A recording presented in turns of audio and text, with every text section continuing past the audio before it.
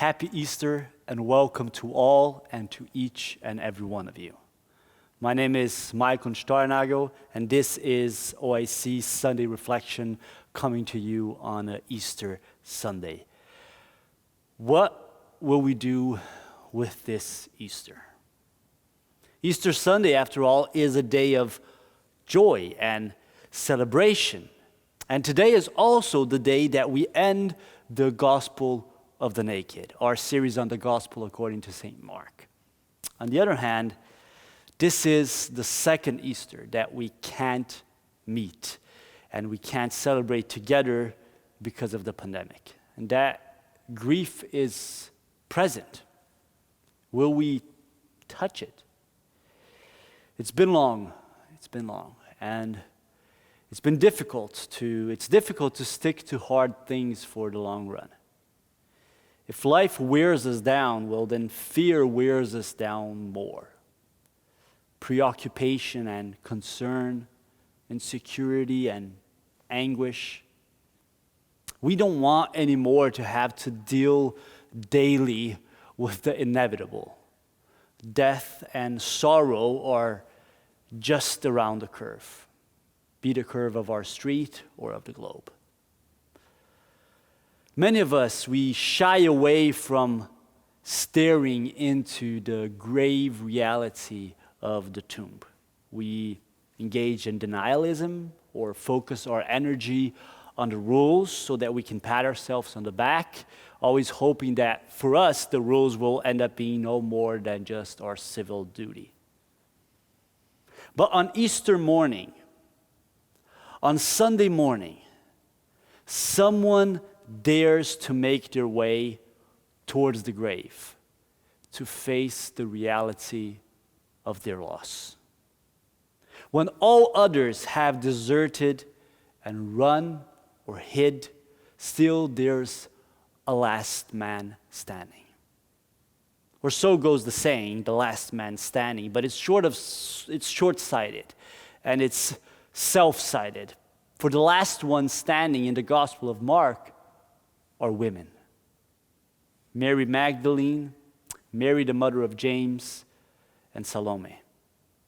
Throughout Mark's telling of the gospel, women have showed resilience, faithfulness, and a sensibility that the gang of male disciples often seemed to lack. The hemorrhagic woman who by faith touches Jesus' cloak for healing and then comes forward with her story and is commended by Jesus. The Syrophoenician woman who knows that a crumb from the table of the Lord is enough and who understands the dynamics of grace better than anyone sitting on a table.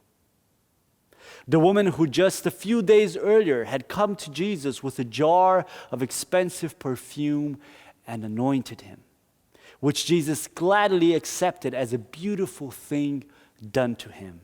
In fact, a preparation for his burial.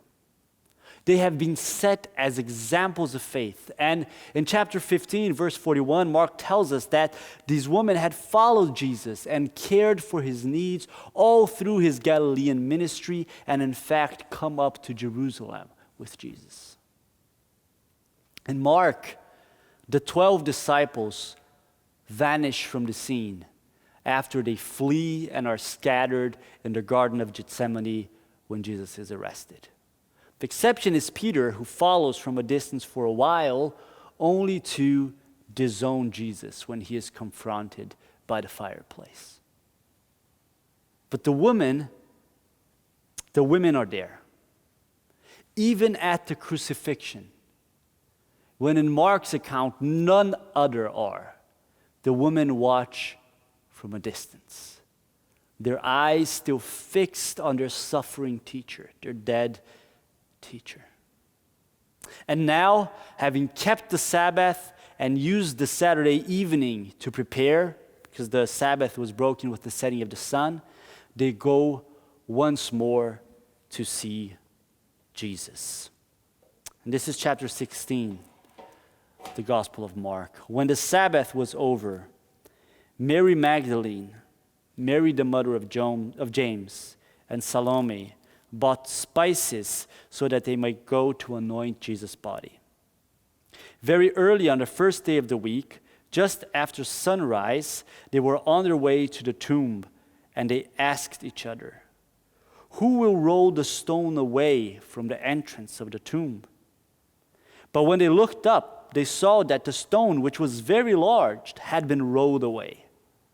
As they entered the tomb, they saw a young man dressed in a white robe sitting on the right side, and they were alarmed. "Don't be alarmed," he said. "You are looking for Jesus the Nazarene, who was crucified. He has risen. He is not here. See the place where they laid him. But go, tell his disciples and Peter, he is going ahead of you into Galilee. There you will see him just as he told you." Trembling and bewildered, the women went out and fled from the tomb.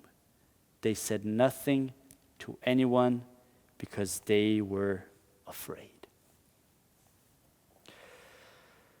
The question that these women ask on their way to the tomb is perhaps primarily a question of a practical order. Who will roll the stone away from the entrance of the tomb? The stone was, after all, very large and not something easily moved. But considering the trajectory of the story where the closer Jesus gets to his death, the more people have deserted him.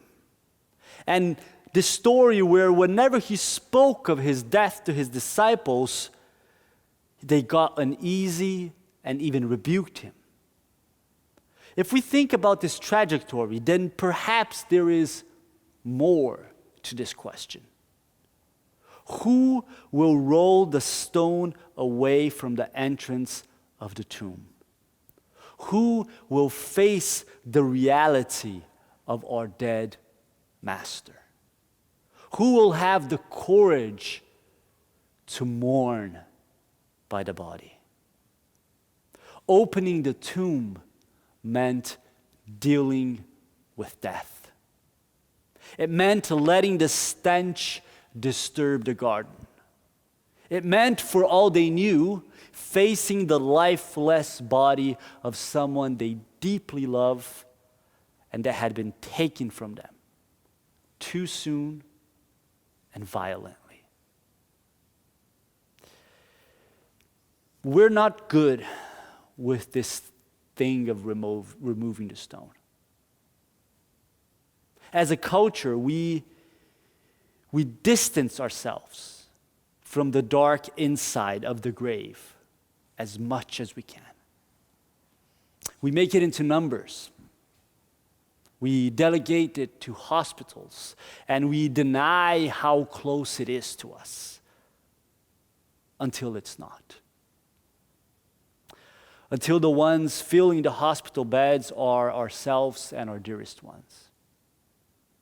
Until they are taken too soon and too unfairly.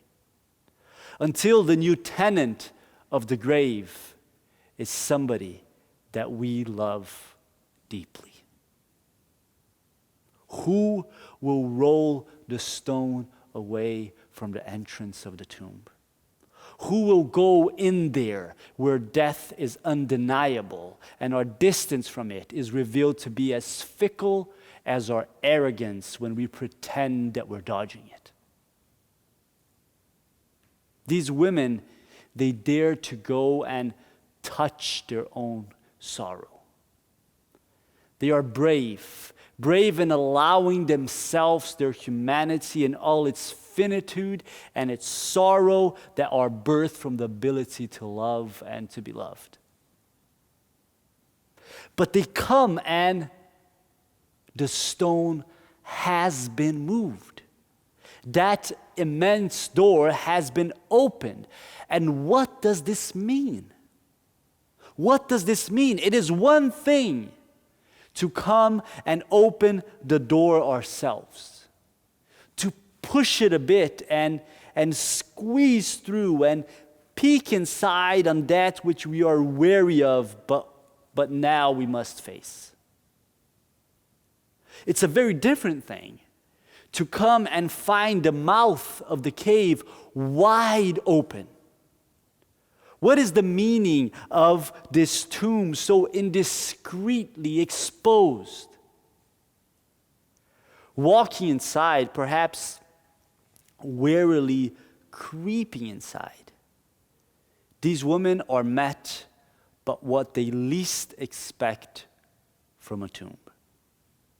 They are met by life and life again. On the one hand, it is a living young man dressed in white, sitting there and seeming not at all disturbed by his surroundings. Life. But also life in his words, life in his message, in his proclamation when he says, "You are looking for Jesus the Nazarene who was crucified, who died and was buried here. He was here in this place of death. See here where they laid him. But he is not here anymore. He has risen. He lives." Jesus' faithfulness survives beyond the grave. He had said that he would rise to life and meet his disciples in Galilee. And that same message is confirmed here. Tell them that he is going ahead of them into Galilee and will meet him there, them there, just as he had said. The same message of Jesus' faithfulness is this witness is repeated and is the witness of this empty tomb. Even though all had abandoned him as he headed towards suffering and death, he had not abandoned them. And in this place that has all the hallmarks of death, a tomb, a grave, his faithfulness and his life, the faithfulness and the life of Jesus are reaffirmed. And how do these faithful women react to this joyous message? Trembling and bewildered, the women went out and fled from the tomb. They said nothing to anyone because they were afraid. And with that, Mark ends his account of the gospel. The good news of Jesus, the Messiah, the Son of God. I told you Mark was the trickster. You probably have about 10 more verses in your Bible after this. Very likely marked in italic or with some footnote. Those verses, they seem to resolve a bit this uneasiness, this awkwardness of Mark's abrupt ending. But the italics and the footnote, they are there because there is good reason to believe that these verses were a later addition to the text. Now, that doesn't mean that they aren't important or that they aren't meaningful or that we can't learn something from them. It doesn't even mean that they aren't inspired. It just means that they are probably not written by the same author that we call Mark. And considering how Mark constantly pulls this kind of destabilizing trick on us, I like to think that the awkwardness of his sudden ending is exactly as it should be. It is intentional, which begs the question, why? Why? And this is, of course, me answering now based on these months with Mark. This is not Mark himself answering, but because that would be weird also. It's me answering based on these months with Mark. Why does Mark end in this anticlimax? The last faithful disciples fleeing in confusion and fear. Why does the story leave us hanging without a neat conclusion? Why? Because a conclusion would be a reduction. A conclusion would be a reduction. A conclusion would be a way of tying the bow on the story and saying, done. We got this. And Mark does not want to do that. The gospel does not want to do that. It's an invitation into a reality that is full and complete in the fullness of Christ, but ongoing and present in the way He touches the reality of our lives. The stone is rolled away not only because Christ is risen, but because He wants to walk with us in the reality of death in our lives, that we may find life even here in the setting of the tomb. Mark's gospel doesn't allow discipleship, following Christ, to be a resolved issue, something we understand and we're done with, because it's not.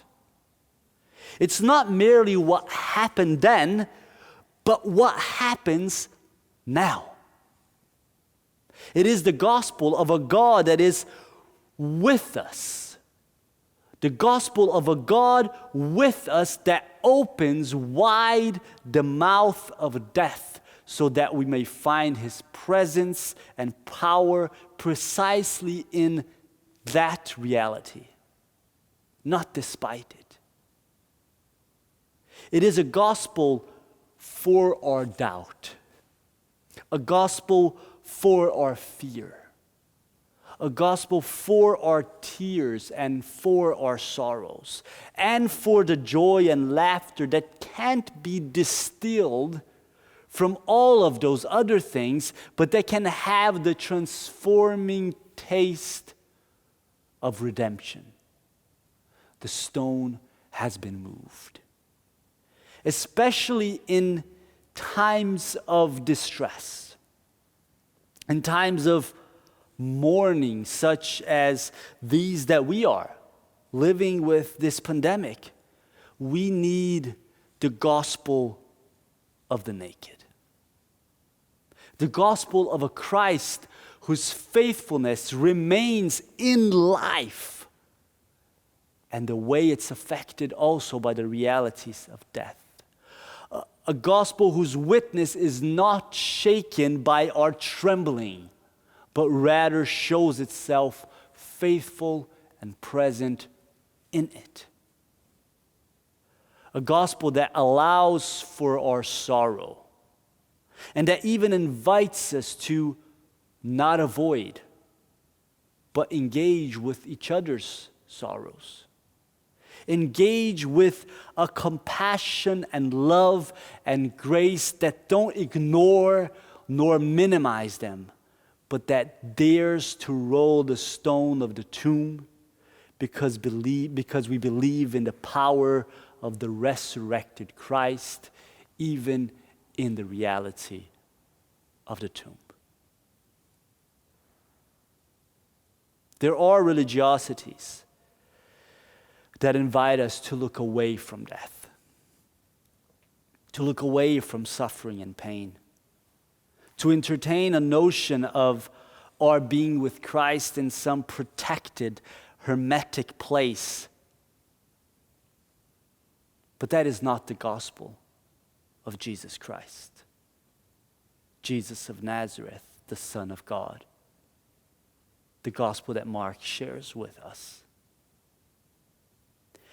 This is the gospel of Christ with us, Christ with the naked and the broken, Christ with the hurting and the fearful, Christ with the hopeful and the ones who dare to cry, I believe, help me in my unbelief.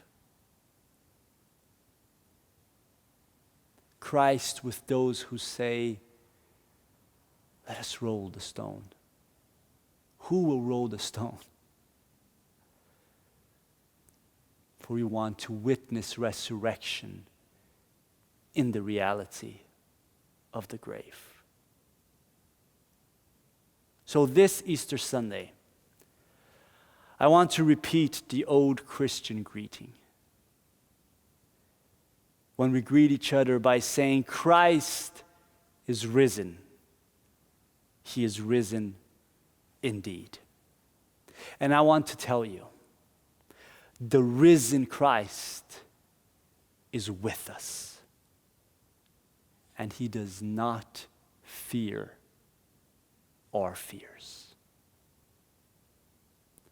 Christ is risen today